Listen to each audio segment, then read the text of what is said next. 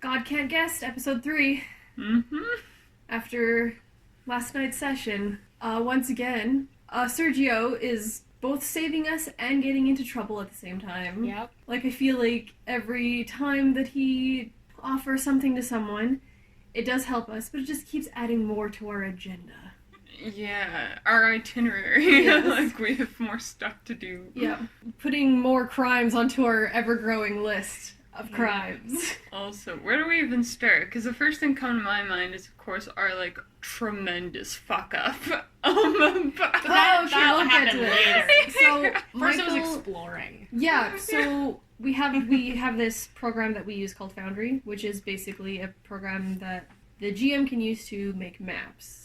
So it's easier for us visually and also easier for like viewers on Twitch who are watching us and see what we're doing. This particular map, which is Double Max, was over 55 megabytes, I think is what he said. Double big. Yeah. Yeah. My computer could not even load it for like a solid 10 minutes. So we get into Double Max, we find out that there's no designated cells for anybody to stay. You just have to fight for them, I guess. Yes. Hope you don't run into gangs that have taken over territories. Yeah, that's another thing. We ran into this guy who's like, yeah, watch out for like all these gangs. They're very territorial, and it's like, cool. And What's the first cults thing we on top of did? it. Oh yeah, and there's a cult. Yeah. Which later in the session we found out it's Cult of the Devourer, which I'm pretty sure we've heard before in our last campaign. So Dude. That's like the... it sounds familiar, but I can't remember necessarily where we heard it. That's the shit with, what's the name of that embryo planet? Oh, shit. Starts with an A. Is it Octurn? Octurn and Yeah, Nocturne, I feel like that's kind of, like, that is where we heard about the Devourer. Yeah. Or Okay. whatever. Like, that's the thing that's gonna, like, eat all the worlds once it's hatched, or... Oh. You know, the stuff that we had with the Dominion of the Black and the Cinder guy. Yeah. Who was what was their name?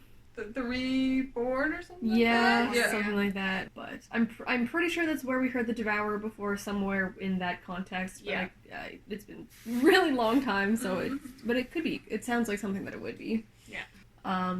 So just the first like quarter of the session was just us trying to find a place to sleep, I guess, and just seeing what... Ran into a gang within the first, 5 minutes. Oh, yeah. Yeah. Yeah.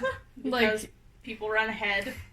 Sergio. Not naming names. yeah, Sergio is looking for this guy that he's been tasked with killing via the warden in order to get us down into Double Max. And the first guy that Sergio meets happens to work with him, and he's like, yeah, you can fuck right off. And it's like, cool. Good job. Yep. And we found the drug den.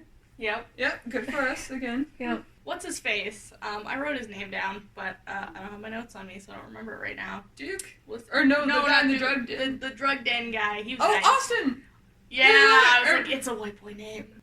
So this Gave guy... us a little more context, but also was like, drugs. drugs. Yeah. We were all like, consider we're poor. Yeah. He actually Yeah. seemed pretty cool, aside from the whole illegal drug business thing. So, good for that guy. Says the lawful character. Like, I was like, hell yeah.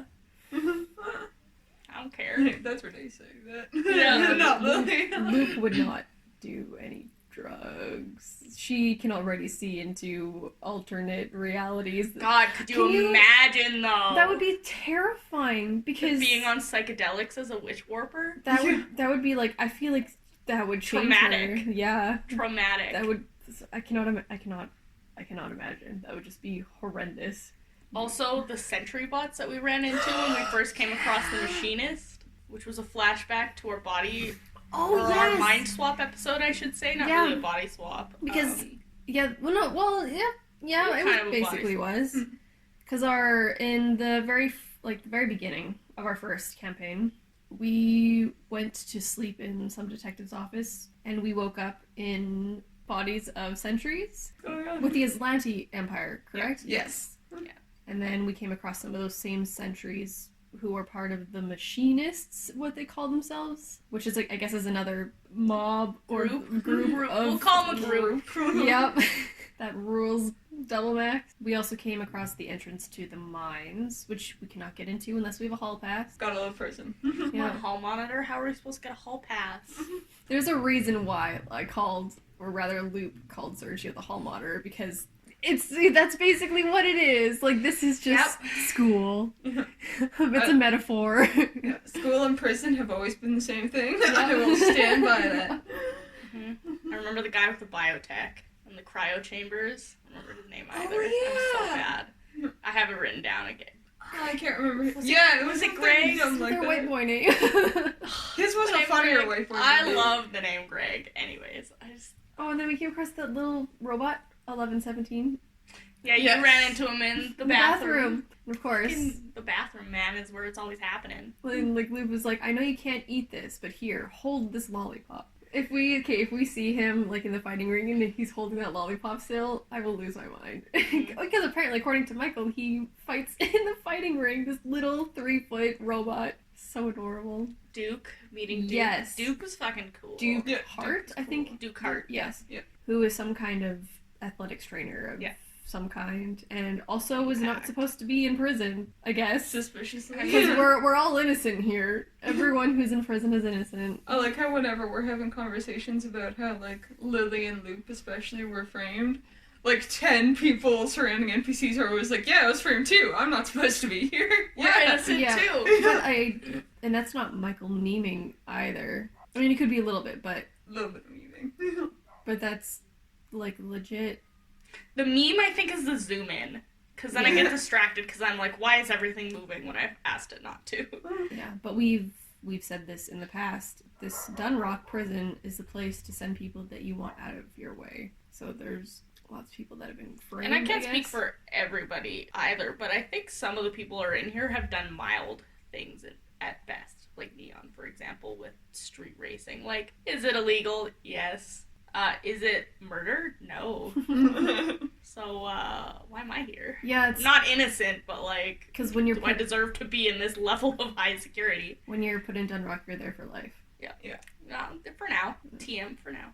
But yeah, I guess we made a deal with Duke, who is this very fashionable orc man. I love Sunglasses, him. bro. Oh, I love I him can so appreciate much. some good fucking sunglasses. Yeah. And he's like, yeah, if you guys prove to me that you're good fighters, then I will set you up with a permanent residence in Double Max. And it's like, okay, Hell cool. yeah.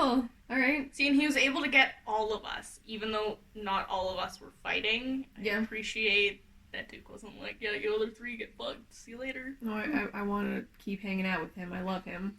He's Seems Seems good like a in- fun dude. Yeah. And then we found a bar. Just a bar in Before we prison. found the bar, Oh, after Greg right. was the chest. Oh, Okay. no. So, Sergio and June were just like opening random doors, just saying hello to people, seeing it was empty. Sergio came across this room that had a locked chest in it, and is like, "Oh boy, I want to open this. I want to lockpick it," which he can't because it's engineering. Engineering, it's not a sleight of hand. Which makes sense because it's a technology. It's not just like a like a padlock and key kind of thing, like it would be in Pathfinder. Like Neon unlocked it, right? Yeah, I think Sergio or Juniper watched the door, because he was Oh, going to go to really? bed, and I said, can somebody please watch the Yeah. door and knock on it if somebody comes, and then I will stop. Yeah. So And then I we- think Aurelie came in with me while I picked it, and Yeah. I rolled pretty freaking nice for it. Yeah, we managed to get it open. We took all the stuff. There was some nice loot in it. Some hand action happened, trying to put it all in Neon's 5'1" frame. Titty gun.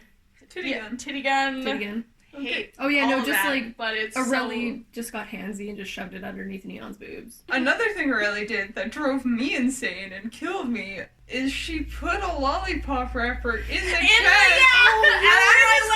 I was screaming. I was like, "What the fuck are you doing, Luke? You here handing out lollipops. You literally just said, Yes. we are the ones who stole your shit. It's us. Please come find us and kill us. We're the ones who did this."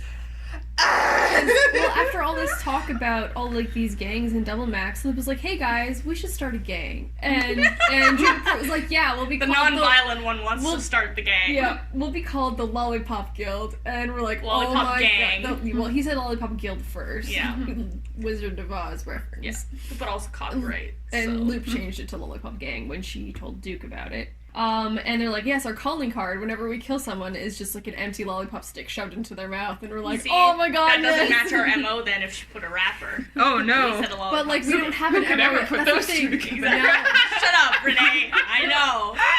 And Loop is out here literally handing lollipops to every single person she sees. And then Aurelie is like, yep, this is a good idea. I'm gonna put this used lollipop wrapper just in the middle of this box. I was worried about it being a little bit meta for like half a second when she was like, yeah, just when we talk to this guy later down the line, don't give him a lollipop. But I knew she was in there after me, so I was like, it's not that meta if I just ask him to ask her if she did something when I left. Mm. And I was not convincing when I walked out of that room, so I don't know how I didn't get caught. And I rolled the shittiest stealth. I think I rolled like a 7. It was bad. After we kind of step away from the room, this big guy just comes in there and he's like, oh dang, they've stolen from me again. First they break my laptop and then they steal from me, and he's like, I'm gonna go ring some necks. Like, okay, cool, all right. And everyone feels bad because he seemed nice, I guess, but we're in prison, so who's Probably to not say? that nice. Then we went to the bar, yeah. Yes. And then for some reason, everyone was like, to Loop, asking her if she's even old enough to drink, and I'm like, it's first off, it's the future, and second of all, it's prison. But everyone was on her case about her age, and I'm like, I don't want to give that away, but I guess I will. It's the most suspicious. Well, at least it's lie. Lily was the most on. I only jumped in because I was like, well, Lily, if you're gonna ask, you might as well say it too. If you're gonna bug it one way, you gotta do it the other. Yeah. And both you and I were like, oh shit, what ages did we write down for our characters? Yeah. I'm pretty sure I said 27, but yeah, I was just like, for one thing, it's true, as a player I'm curious, but as another thing, it is extremely weird to be like, I can't reveal my age unless you're like, I don't know, a person above the age of 50 who wants to appear youthful. He just. But no, to just be like, oh, how old are you? Casual, non-invasive question. Why do you want to know? I have my reasons. You could have just lied. I know. Maybe I did. Ooh, there you go. I mean, you gave a non-committal age. I did. Neon doesn't care. Neon just looks like Lily because you were so on it that. Same with like bugging Aurelie. Now I'm at the point where I'm like, I just want to needle you until you react because it's funny. She's not like a fan of talking about it because she doesn't know Mm. exactly how old she is. And she's like, yeah, I don't want to think about that. But it doesn't matter. Age doesn't matter. So why are we talking about this? That's not what matters. That's basically it. We're friends, but we're not friends yet. So you gotta go through the dumb 20 questions. Yeah. And for that reason, for whatever reason, that is one of the dumb 20 questions. I'm curious. He offered us, what the fuck was his name? Barkeep. Oh shit, I don't remember. Was it another We white- learned a lot of NPC Was names. it another white boy name? I don't know. I don't remember. But anyways, he was also great. Offered us a place to stay, and we were just like, we're gonna look around Yeah, a he bit. just like offered some bedrolls and sleep in the middle of the bar. I mean, I would have taken that than going back to that area where I stole from.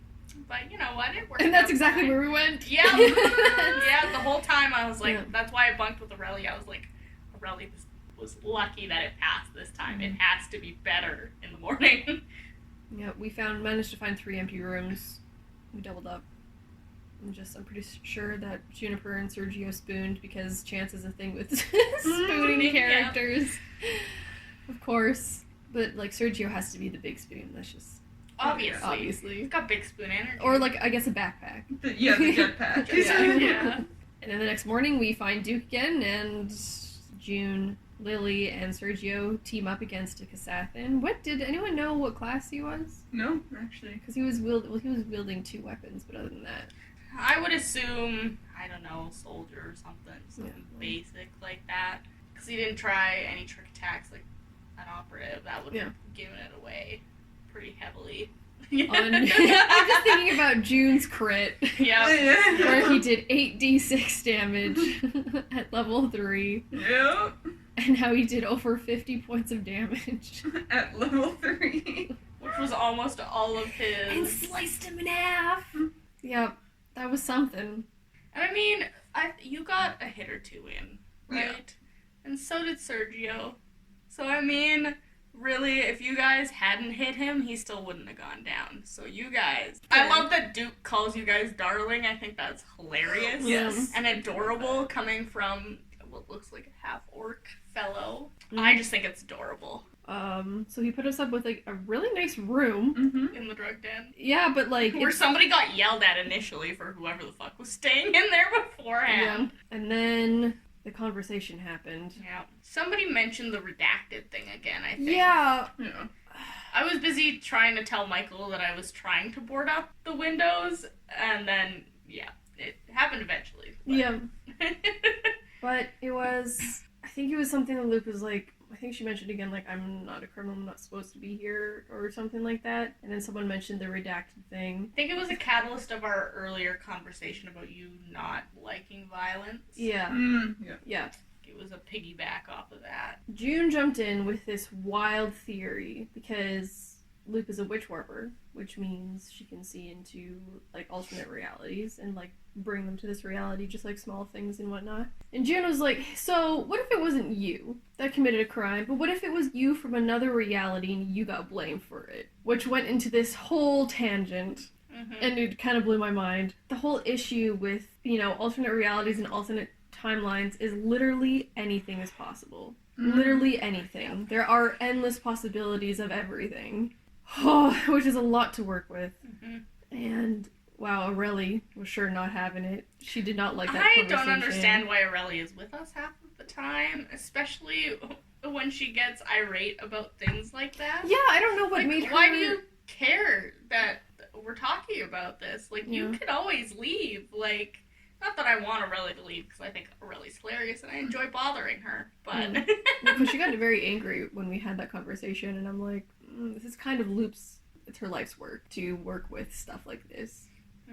So, and a breakthrough just happened. Yeah, so it's like, obviously, she's gonna get excited about it. Yeah. And June seems to be into it, which is nice. But Aurelie was just like, let's not talk about this. And it's like, why? Yeah, why?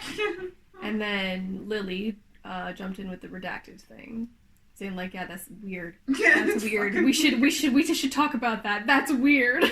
Yeah, I think it was Lily and Juniper that were like, it's fucking weird that even the warden wouldn't be aware of it. That makes it extra suspicious, because like put in a place where you want people to disappear, and yet even the guy in charge of that doesn't know. It's just beyond suspicious. And going back to last session too, the two are connected. The whole, like, if someone wanted you to disappear for, like, normal reasons, they would just frame something on you, instead of, you know, erasing the history of it from whatever. So. Yeah, because, like, technically, like, that theory is, you know, plausible, but also at the same time, it wouldn't make sense for her reason to be in prison. Like, it would, like, redacted. It doesn't make sense. There's something else larger. Yeah, there's happening. Something else in play there, but I still really quite like Chance's theory. Yeah, I do. I honestly didn't even think of it, surprisingly. Like, when he was, like, ranting about it, I'm like, holy shit. That's the best, though, when you've invested so much in a character, but somebody else just sees it from that slightly different angle. Also, Loop was surprised to hear it from someone else, because witch warpers are not really that much of a thing. They're not common. So to hear theory like that come from someone else kind of baffled her a little bit. Well, she also explained, like, her whole witch warper thing to us. So. Yes, that's true. But she's not... A lot of people that she tells it about kind of see her as kooky, or as Lily likes to put it, loopy. It's adorable. It's so cute. To have someone else kind of invested in this is very nice for her. She doesn't know any other witch warpers. She doesn't know. It's how she got into it might be explained someday. Obviously, I'm not going to explain it right now. We have a very mixed bag of very intelligent and very dumb characters. Yes. On both spectrums. Yes. In the best possible way. All the characters that I'm referencing to being dumb, I love them. I'm not going to say them out loud, but...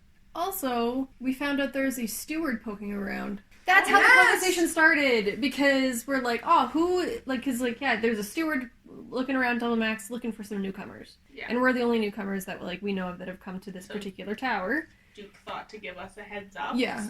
So nice of him. And we're like, oh, but, like, who would they be after? We're already criminals, we're already in prison. Like, that doesn't make any sense. So then after that, the conversation turned to, like, who here would be related to the stewards? And Lily out here like, But then, I'm not too sure. You're already in prison, so why would they come looking for you? Yeah. Like, it doesn't make any sense. I'm the only, like, connection I could think of, but that could even be, like, a coincidence. That's aside from, like, because we're the only two characters from the Pact Worlds originally, and I would have come across them, but I would have never had any interaction, especially growing up, since I grew up in a cave, basically. Cavern burrows. But also, stewards don't have any jurisdiction outside of the Pact Worlds, which is interesting. It could be a red herring. Could be a red herring. It might just be a red black herring. Could be a black. It could be a catchy. It could be a catchy. He's alive in this universe. So it could be like a Spoiler. red herring, and then it turns out that it was actually, he legitimately was the bad guy, black herring. And the character art for the steward guy is literally just a catchy from One of two things are either going to happen when we meet him. Either we're getting out of prison, or we're going to have to fight him. And then we could theoretically be in more trouble, but also theoretically not, because as mentioned previously, stewards don't really have any jurisdiction here, so. Yeah. Well, I know, because, we're basically going the opposite with our first campaign. We're actually going to be space pirates this time around, I think. Space Where we're just, small-time criminals flying around, avoiding the law and that kind of thing. We, as characters, avoided a lot of things in Season 1, but not to this extent of Season 2. But I think that would be interesting.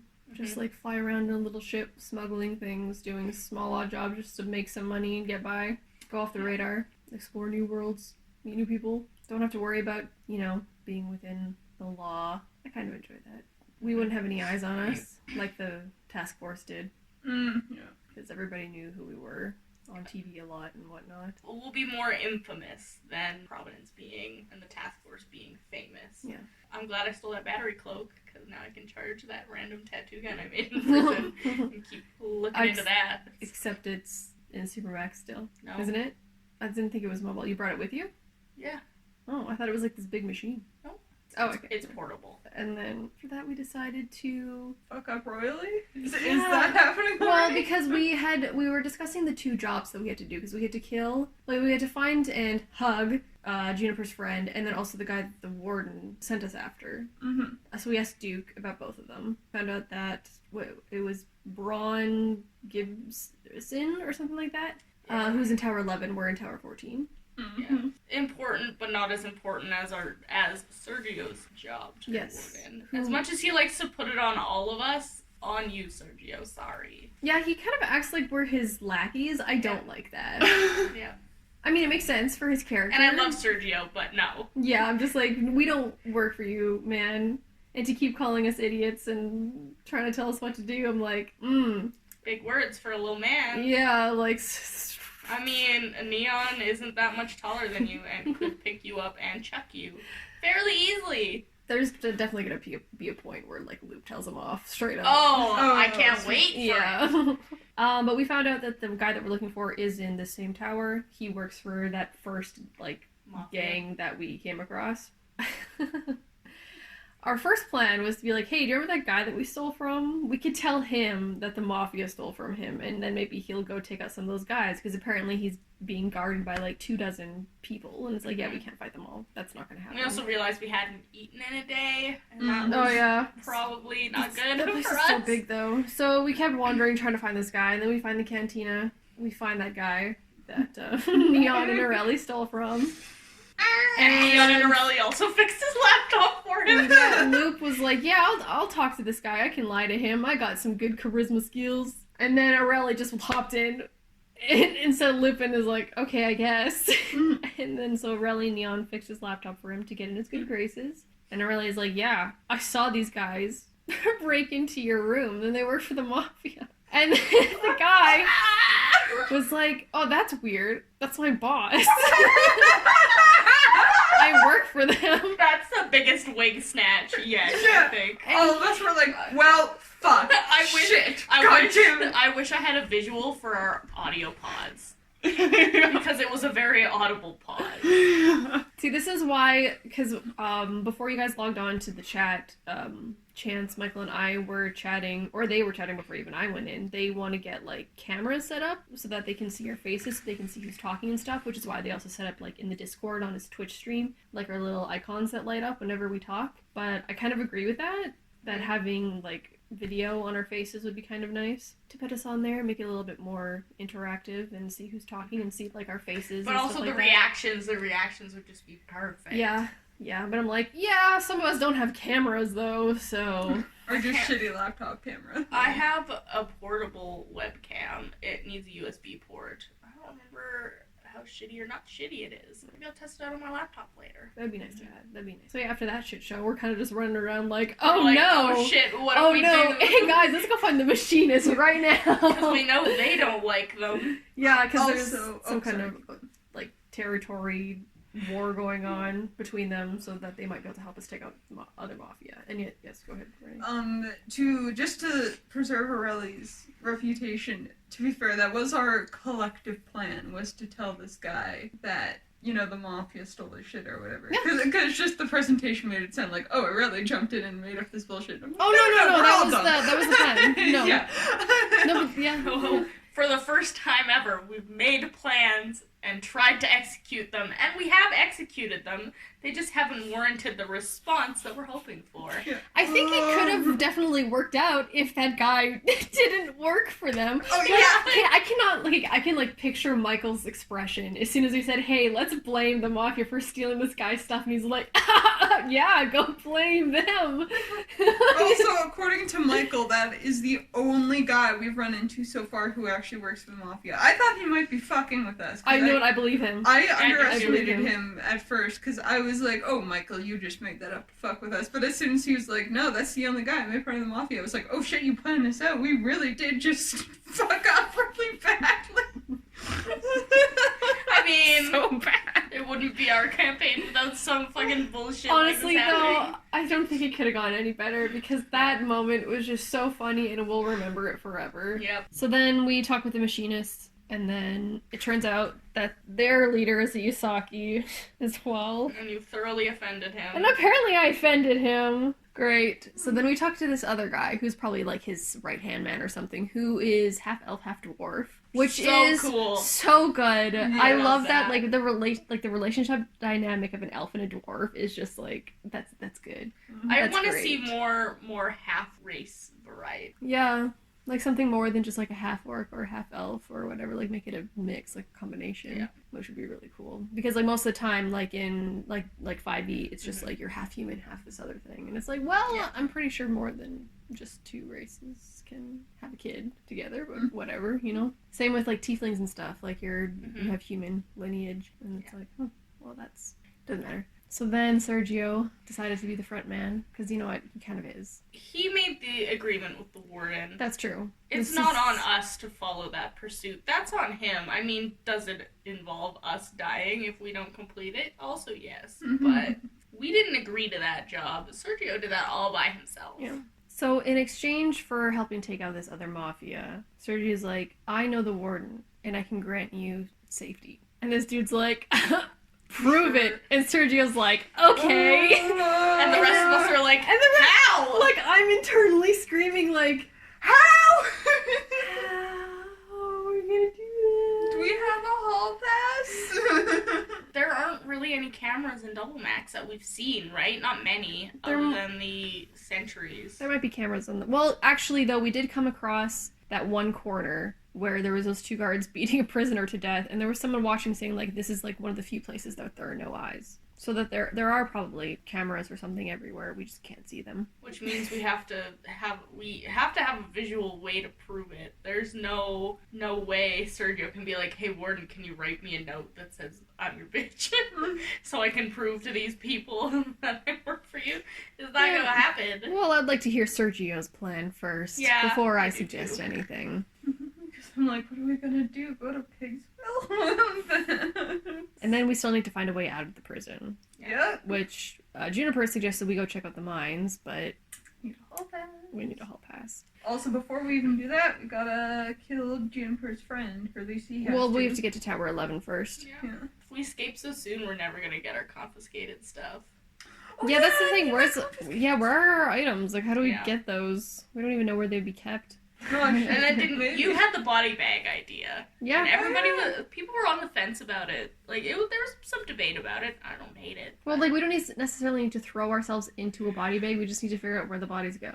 Yeah. At first, I was like, that'd never work. But then Michael explained that, like, suits of armor could help us survive for a touch in space. But they might I'm not like, just jettison them out into space. Exactly. Because, like, what they did with the bodies in Supermax is they made them into soil or whatever, fertilizer. But we don't know what they do with the bodies in Double. So we have to find out where they go first. And then maybe escape. It'd be nice to have a ship, though. The closest facility to the body bags that we found in the fighting arena is the med bay. So someone just needs to get very injured.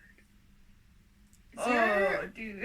Is there a control room to Double Max? Like there was in Supermax? There might be, but it might be like a central control room where it controls all of the towers. But like we're on Tower 14, there could be many, many more. Yeah. Like this place is imagine fucking taking enormous. control of the control tower, if it's our control room. One, we'd probably die very easily. There's probably a lot of security in there. But two, can you imagine the chaos that could ensue if I undid everything?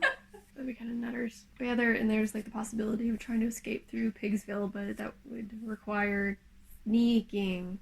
Because we're top, like we would have to get uniforms. There's no way we would be able to sneak through that the way we are. We're unfortunately very obvious looking. Yes. I'm not sure how this would work. Like, Lily's highly against it. Renee's kind of on the fence about the uniform thing, because I'm like, I don't know, I still think the logistics of it might be kind of tricky. But like, they all cover their faces. They're covered head to toe in uniforms. My thing was, if 6 people go missing immediately, that's suspicious. So it would be something we would have to plan over days of just, like, isolating certain guards into that room where there are no cameras and beating the shit out of them. I personally don't think it would be suspicious, because I don't think that they care, because people go missing all the time, and guards are always being killed by prisoners, so I don't think it would be suspicious. But that room by the cantina would come in handy. Mm-hmm. We were going to do that. Yeah. We have options. We have so many options at our disposal, but too much shit going on.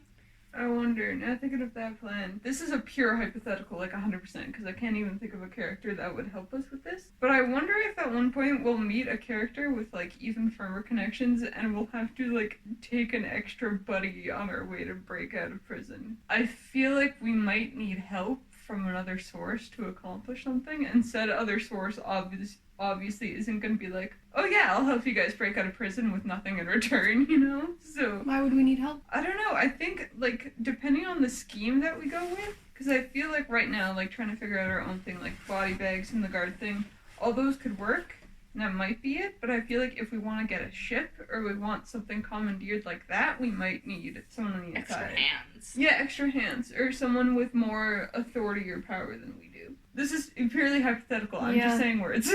Because, like, the only people that we'd be able to recruit to help us would be fellow prisoners, and none of them would have higher authority than us. And the more people that you add to trying to escape, the higher risk you are getting caught. Yes. If we all remember the Boiling Rock episode from Avatar: The Last Airbender, Yeah. when they added a couple of extra people into it, shit went sideways. Hey, let's rewatch that episode as research, because I only remember the fucking fridge thing. So that's the only thing I remember.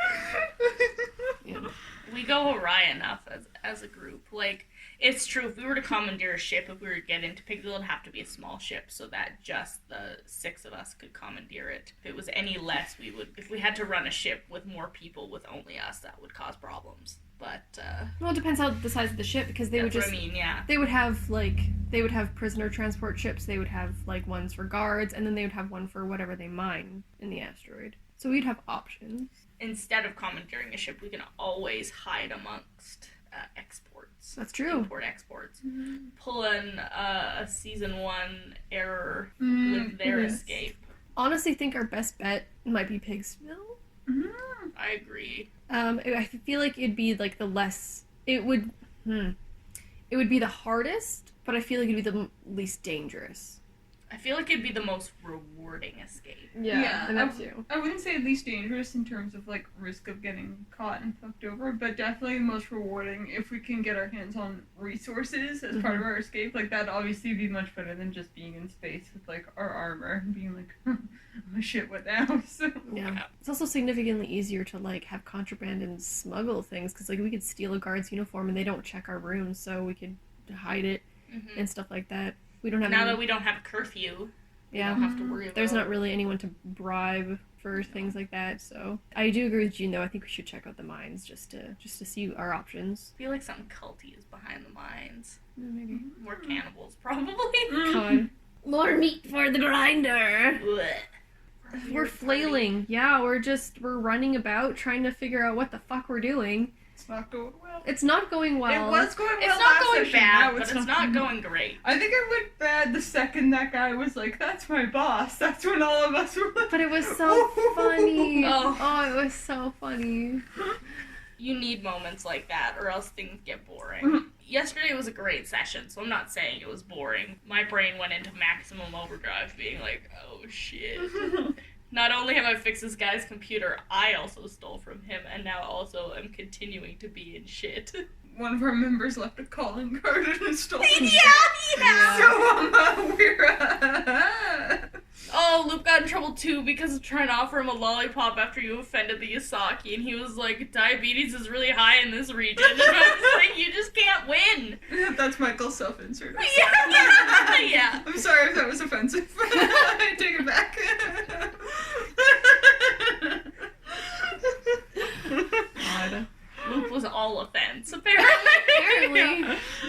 All my characters are kind of like me, where they speak before they think. I mean, it happens sometimes, but I love Right. Luke. Despite everything, I love everybody, and I wouldn't want anybody to leave. Some motivations are very confusing to me. Yeah. Speaking of motivations, we found out like a little bit more about June Yeah. and why he's looking for this guy. Luke was like, "Hey, are you like a bounty hunter hired to kill this guy?" Bounty hugger. Bounty hugger. Yeah. Yes. Oh my god. But if he says it's his duty, so Duty to who or to what? Well, he said he'd explain it more once we get out of prison. But, you know, If we I think get it's out of more prison. like if. Yeah, Yeah. exactly. At this point. I don't know. It's already I more just- than I think we've gotten out of any of his characters since playing with him. So, like, at this point, I'll take it for now. Also, Luke called him out because she's like, every single time I ask you a question, you give a vague answer. And he's like, no, I answer them pretty straightforward. And then I'm like, and then she asks a question, and he responds with, yeah, sure. And it's like, see, that's what I'm talking about, vague as fuck. Yep. It's like, wow, you just give a straight answer, please. Stop beating around the bush. But he's promised answers whenever this is done. So he better deliver. He better deliver. I find his characters amusing because they're They all are. just super suspicious. Even though he claims they're not. They're perfectly normal, honest people. I can't relate. It's like a failed red herring. It's just a herring. Yeah, it's just a herring. It's like the wanting to make your character seem unsuspicious, so you have to insist, like, no, don't you get it? This is a very straight answer. No, it's not. It's not. It's not that. Oh no. So no, I'm just thinking about Loop's real name right now. And what it means. I'm excited for that reveal. It's gonna be amusing. I know. Can I say it on this podcast? Because I think I remember correctly what your real name is. Do you? Didn't you say it was Lupin? Well, Lupin is her name, Loop is her nickname, but Lupin is the name given to her by her adopted parents. Oh, okay. Did Not she her come? real name. Not Did her she real come with a name tag then, like Hercules? If you look at her art, you will see that she's wearing a black choker necklace, but she's also wearing a silver necklace as well with a little tag that's about this big. Almost like a dog tag. No, it's like oval in shape. Oh, okay. But on the back of it, or the inside of it, it's like a locket. Yeah, on the inside of it, there is a name written. It's fun.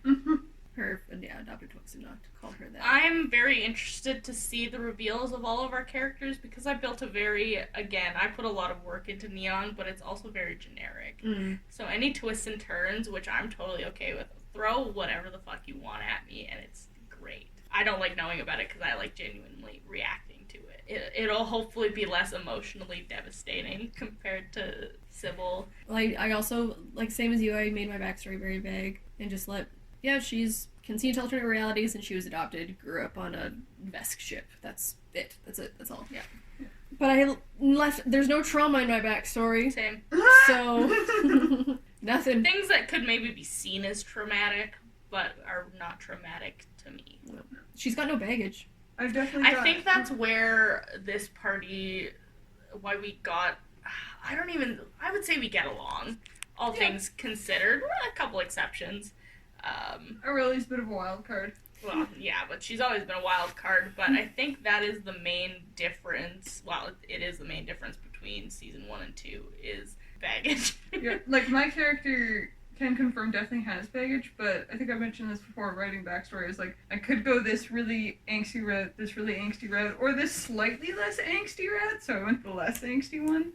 But yeah, as far as, like, vagueness and stuff, like, there's some concrete stuff, but, like, Yeah. she knows, like, who had a motivation to frame her, but the twist is that she randomly got sent to Dunrock, which is, like, how'd that happen? And there's, in her steward days, there's kind of a loose end there. Also, I guess a bit of a wild card from early in her backstory, but that's other stuff. But, so yeah, there's some concrete... There are avenues that could be approached. There's concrete stuff, but there's also a lot of opportunities for mysteries to be solved. There are mysteries. Yeah, I've got nothing. I got no enemies in my backstory, no past relationships. That you know of. I mean, obviously there's the mystery of, like, birth parents, question marks. So, yeah, but she's confident that they're not in this reality, so... Yeah. Another version of her can have a lot of trauma and angst in her backstory, but this loop is like, nah, I just want to travel to an alternate plane because I can. I can hypothesize, like, certain motivations as to why somebody would want to send Neon to Dunrock, and I mean just somebody that was just bitter that they didn't win a legal race she was in. But again, it's such a minor thing, like, why go through all the trouble of sending somebody like her there? Please. Did you win that race? No, we were in the middle of the race when a bunch of us got apprehended and sent to Dunrock. I had just gone from Triaxis to Vesk Prime for that race and got caught. We'll probably learn a lot more about one another once we get out of prison. Yeah. Because we're gonna girl Juniper, so... Yes. Well, that, and also we can't really meet anyone from our pasts. That we know of. Because, like, the reason why we learned so much about one another in the previous campaign is because we kept going to our home planets and whatnot. In conclusion, we fucked up. Yes. Duke is now favorite NPC. Yep. Yes. And we are the Lollipop Gang. It's a rap cover. We're gonna start a new band. The Lollipop Gang. Oh my god. Ooh, I want this so bad now. Battle of the Bands. Red Hot Ghost Peppers Versus the Lollipop Gang. No! Oh, it's food! Only thing is, I don't think any of us in the Lollipop Gang can play instruments. Nope. You've got a mechanic who can just engineer, it'll just be synth. Yeah. It's a rap album. You don't need real instruments for that. It's a battle of the wrong genres there, my dude. But yeah, was session 3. I look forward to session 4. Oh god. I am never Which gonna be prepared for will- every session. Yeah, it's gonna be a combat heavy session, so we might die next time. Knock on I do wood. not have any. Maybe I should work on a backup character just in case. I was thinking about that last night too. I was like, Yeah. I can say for sure, if we cannot get the backup of the sentries to help us, then Luke is fuck. gonna be like, yeah, no, I'm not gonna. You're on your own, Sergio. yeah. Have fun taking out the mafia boss, but nope, no thanks. Not gonna happen.